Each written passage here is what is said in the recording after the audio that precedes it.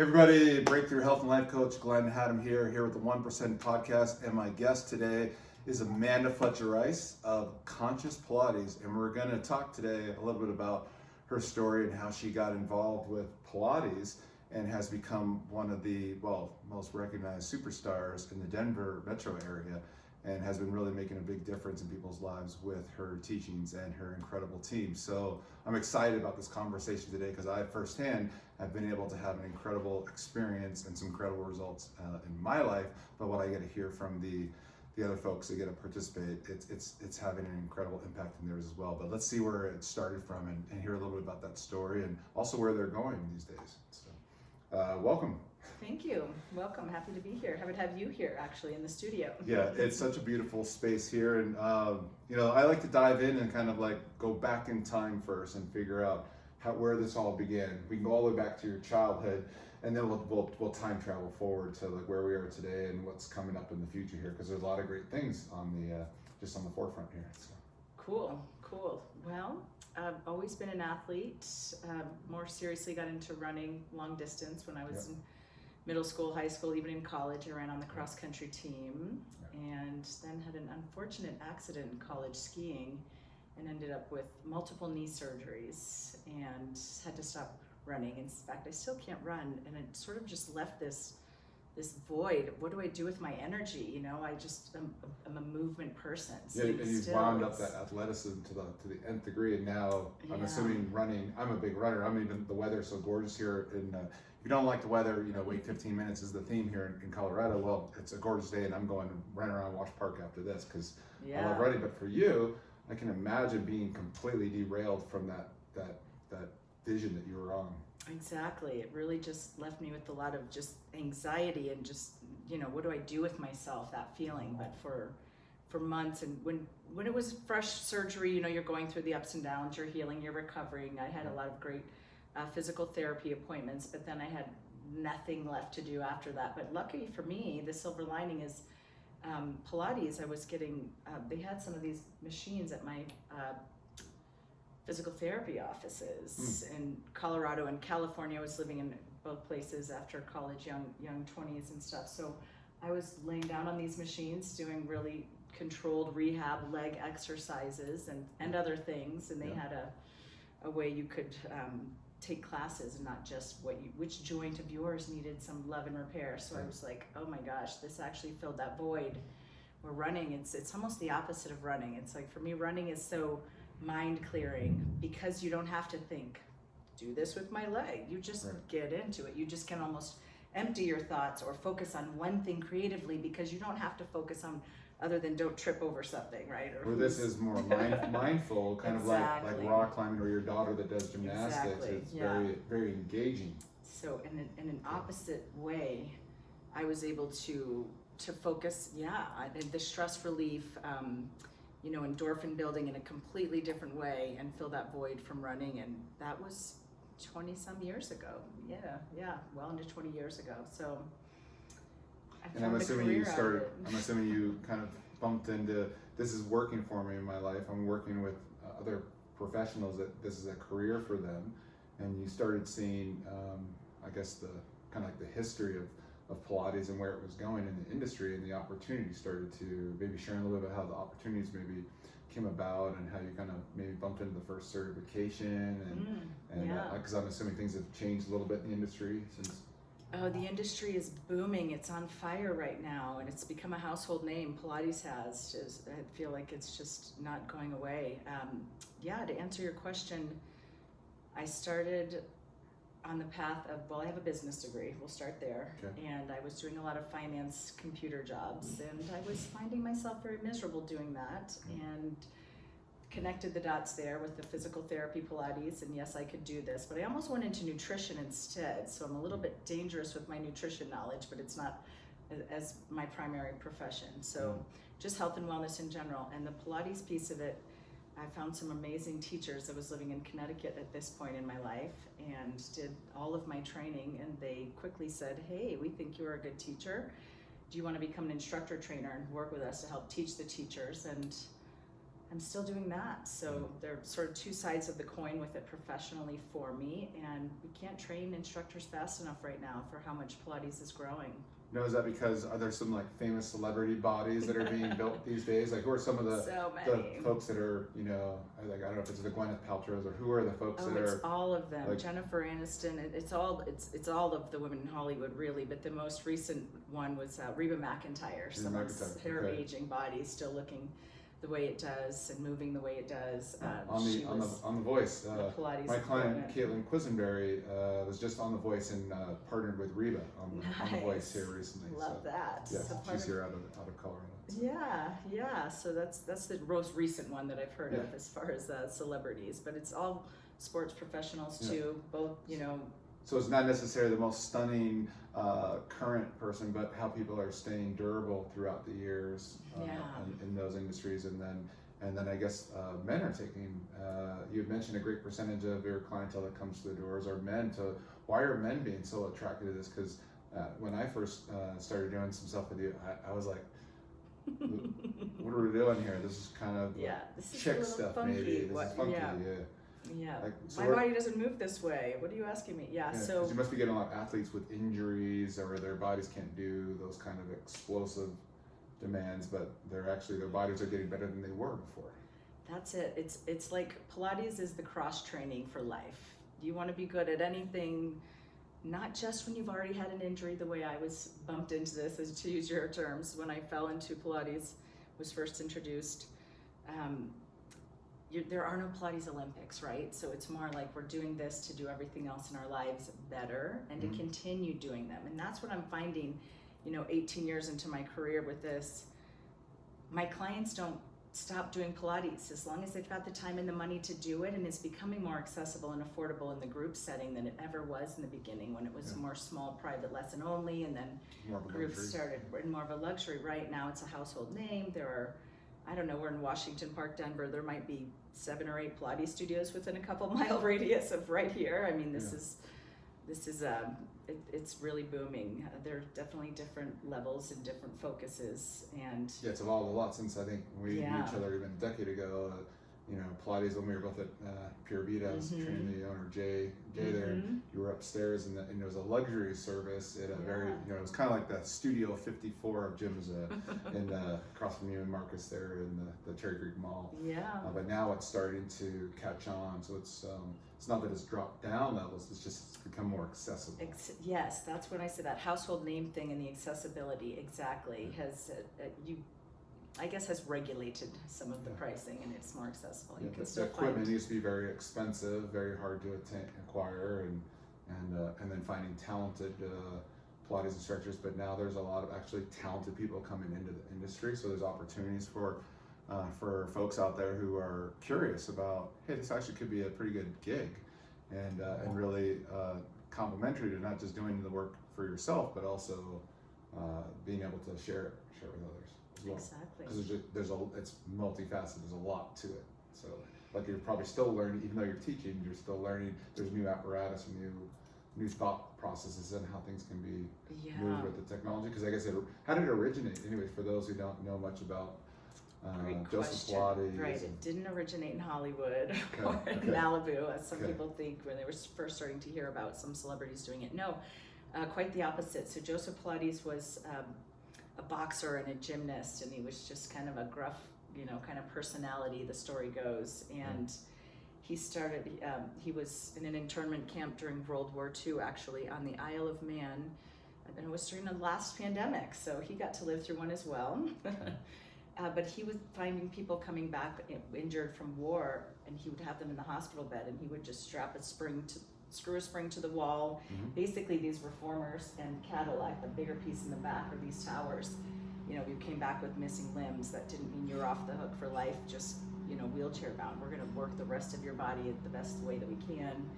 So in some sense, there's that beginning of physical therapy, if you will. The original technology. Yeah, and he was just creative. It was novel at the time. He was literally just going with this body in front of him, and that different body gave him a different idea. He moved to the U.S. and started a studio in New York. It was also when he was introduced to Balanchine, so famous ballet dance choreographer. So the ballet component of it came about there, but it wasn't the foundation. Good. He was not a ballerina, he was a boxer and a gymnast. It's kind of like Michael Jordan was a basketball player and added in some ballet to have some more finesse with what he did to perform at that next higher level. Mm-hmm. Okay, why it's just a sensation. So I think I see a lot of big guys like myself doing Pilates these days, and it's it's that lengthening as well as learning just finer tuned body control, and mind-body connection. I'm sure there's more to that in the descriptor, but no, those are all primary components. Yeah. What else is the draw, do you think, that drives men or women, maybe the differences that brings folks to explore? They come knocking at your door, and what is the curiosity, or what's maybe the ailment they're wanting to address that's become a concern, and they want to be more proactive, and they've heard great things about it. Yeah, a lot of people start Pilates with an injury, or at least I think it was that way for some time. Okay. I don't know that that's the case anymore because of the accessibility. A lot of younger people can, go to affordable classes any day of the week sometimes now. So that part of it's maybe a little bit different. So it depends on where someone is age phase-wise in their life, whether they're injured or not. So plenty of healthy people are doing this. Yeah. However, over time, starting as an injured athlete, that's kind of the clientele that I've attracted, and being in Colorado, that's half the population. Yeah, so we've got a good market for that. 300 days of sunshine, so everybody wants to be outdoors and active, so everybody is really running, biking, swimming, skiing. The weekend warriors. Weekend warriors, and so their bodies get a little out of balance from sitting at a computer all day, and then they go put their spine under compression, or coming in contact with things in maybe the way they weren't wanting to, and so folks get injuries. I think it's almost like every 5 minutes you see someone going by with their knee in one of those things, wheeling by after first right at the start of the ski season. Ski season has begun. That's it, exactly. All of that, and I jokingly say my clients don't go away. As long as they still have the time and its proximity is accessible, they're going to do this until they're hardly able to walk up and down the stairs. But Pilates will continue to help them walk up and down the stairs. So whether it's athletes that are still, my son's in college now, and he still wants me to go ski with him when he comes home from break, and I ski differently when I'm not with my son from college, but you'll put the pieces back together on Monday, right, Amanda? We'll have a different session after the weekend warrior has to show back up, even at an age when it's a little bit fewer and far between as far as timing. Now, if they wanted to get a hold of you, what's the best way to reach you? Like a website, web address? Yep, my website currently is denverpilatestraining.com.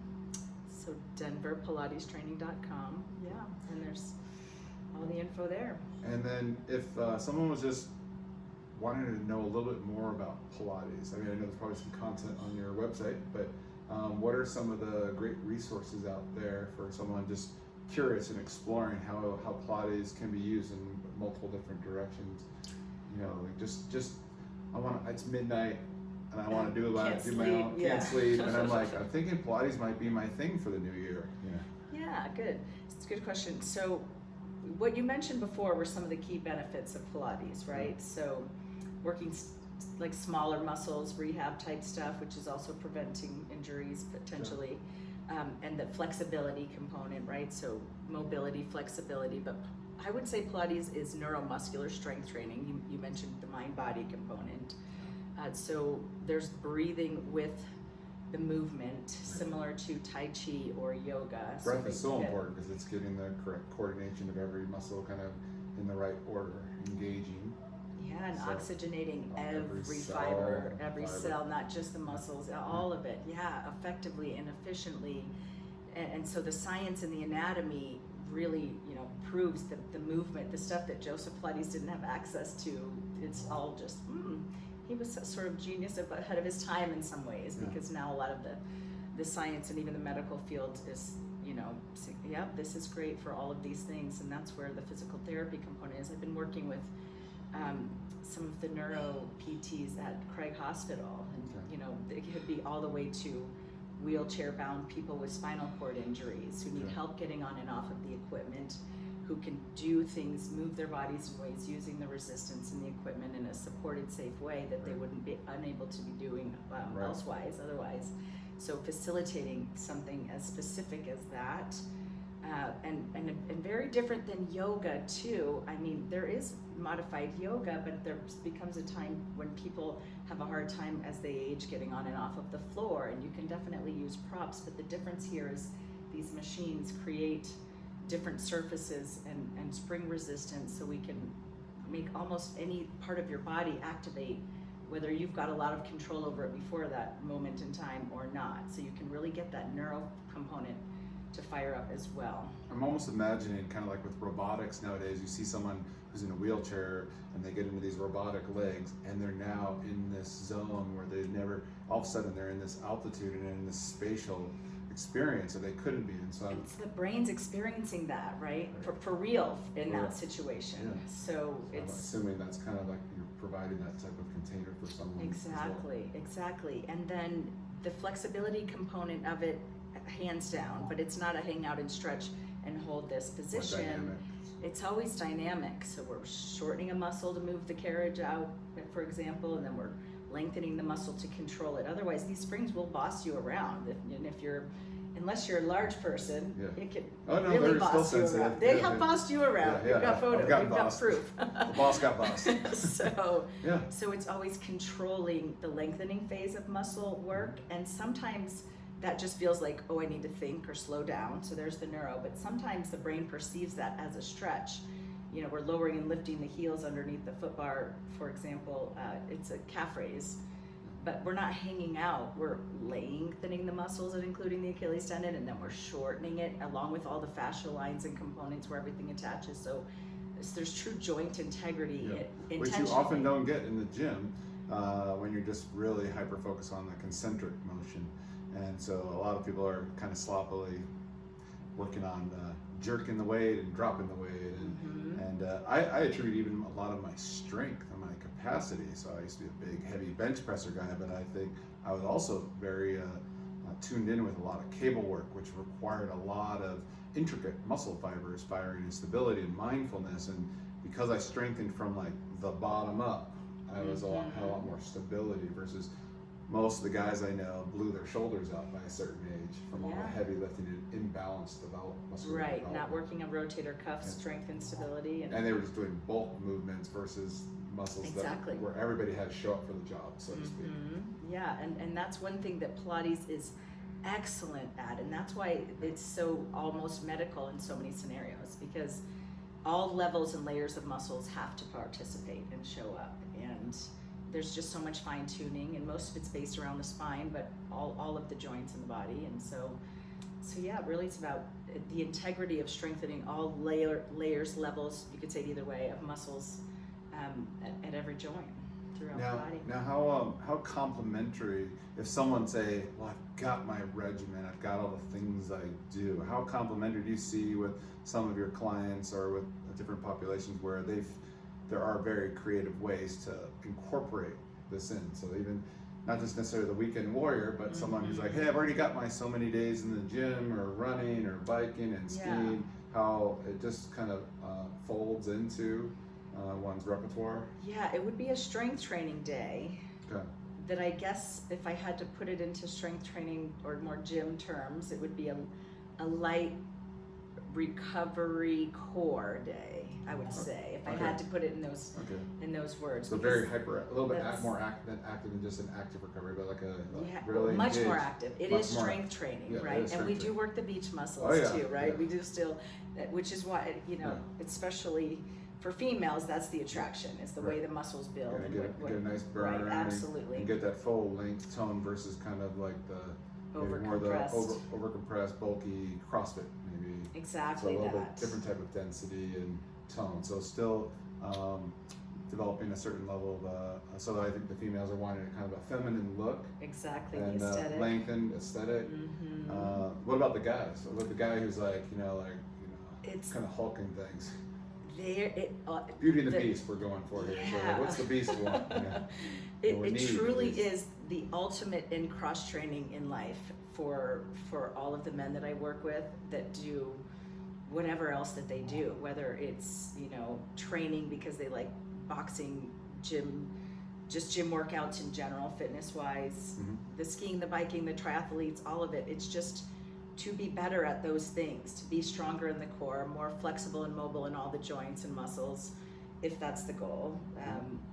Usually it is for men, but sometimes men are hypermobile. It's not, you can't always put people into a category that way. Areas of their body often, are, yeah. So often it's recovering injury initially brought him to the studio, perhaps, and then what has kept my clients for 13 years in Denver, and they won't go away. They just keep on coming back for more. So careful about that, is that you actually find something you're like, I can't live without this. Yeah, it's because really it makes everything else they do in their lives better. And maybe it's once a week or twice a week to go back to that, but it's definitely on the strength training core side. Okay. But it's not pushing and pulling heavy things around. It's a lot of control and body weight on moving surfaces. Well, there are things to look out for there. I know you guys have a new location that'll be opening up in the spring, and also new certification that's coming around again. And so there's a lot of opportunities to, I'd say, reach out, find out what is on the calendar. There's some opportunities just to come in and wet your feet and have an incredible experience. You get an opportunity to connect with an amazing person who has a very, very extensive background, as you've heard, but also her team as well too. So with that, I just want to say thank you for today, and just being able to connect and hear a little bit about the opportunity here, and pick up the phone. We'll see you next time.